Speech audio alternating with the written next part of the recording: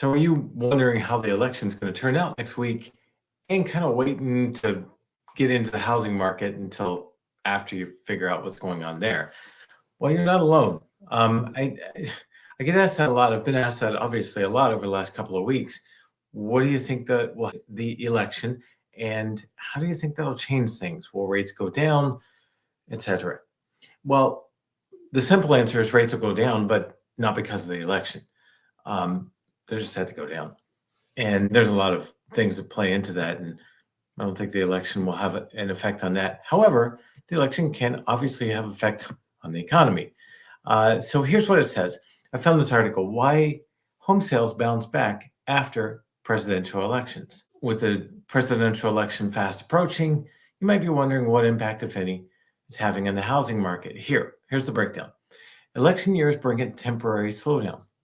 In any given year, obviously, well, maybe not obviously, but in any given year, home sales go down slightly in the fall, right? Everyone wants to move in the summer to get their kids into the next school district or whatever. And in the fall, it just slows down a little bit. It's just a seasonal trend.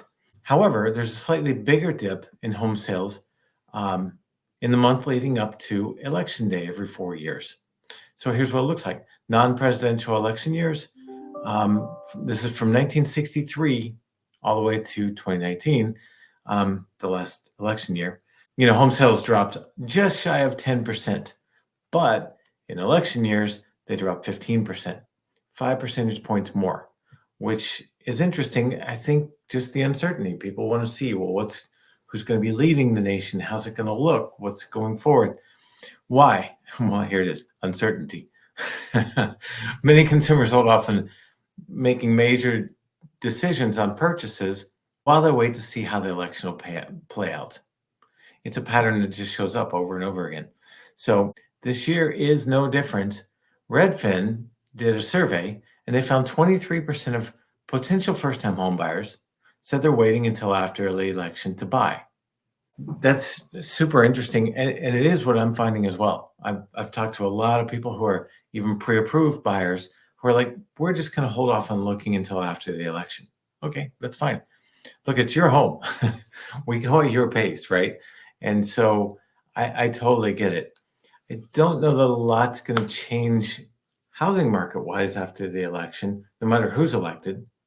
But nonetheless, I get it. There's uncertainty. And part of the uncertainty this year is, will we know?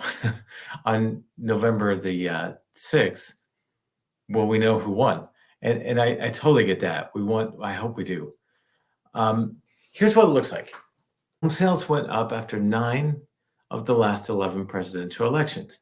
1980, when Reagan was elected, 1981, the home sales actually went down. However, if you remember what was going on, or even if you don't remember because you weren't alive then, which is possible, rates went to, 14 or 18% or something like that. And so, yeah, home sales went down that year because interest rates went to 18% or somewhere in that neighborhood. And so that's going to slow down home sales just a little bit. I don't really know the cause for the slowdown after 88. That's when George Bush Sr. was elected, I think. And I'm pretty certain that's right. I don't really know what happened there, but every other year for 11 elections, home sales went up the year after. This year, because rates are coming down and set to drop, yeah, we're going to see home sales go up. So what to expect in 2025? If history is an indicator, home sales will go up.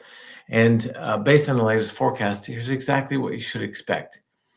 And this is from, I don't know the source of this, Fannie Mae. Oh, this is a consensus view. Okay, so they took the Fannie Mae outlook, the Mortgage Banker Association outlook, the Home Builder outlook, and the National Association of Realtors outlook, and did a consensus view. And they said, we're on a current pace for 4.6 million homes sold nationally this year. It'll go up to 5.2 million next year. If rates go down as much as I think they might next year, I really think we'll see more than this. We'll see a bigger increase from this year to next. We've already seen a big increase, at least anecdotally, it feels that way. A big increase in home purchases this year as opposed to last year. I think we'll see a much bigger one next year. Again, the consensus is that we'll see more homes sold. So what do you do with that information? Now that we've kind of established a bunch of people, 23%, almost a quarter of home buyers, are waiting until after the election and after the new year when home sales typically pick up a lot anyway. What's it going to look like?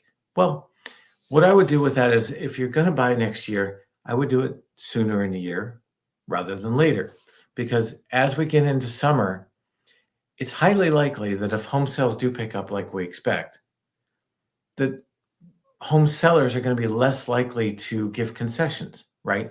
If you ask for the seller to pay closing costs and there's 3 other buyers making full price offers right behind you, well, they're going to say no, right?